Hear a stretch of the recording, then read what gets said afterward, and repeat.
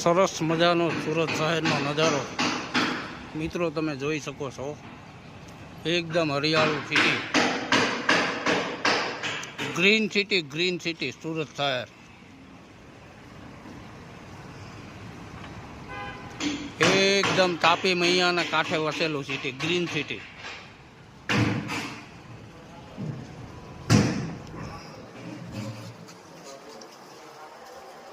મસ્તીનું green city છે।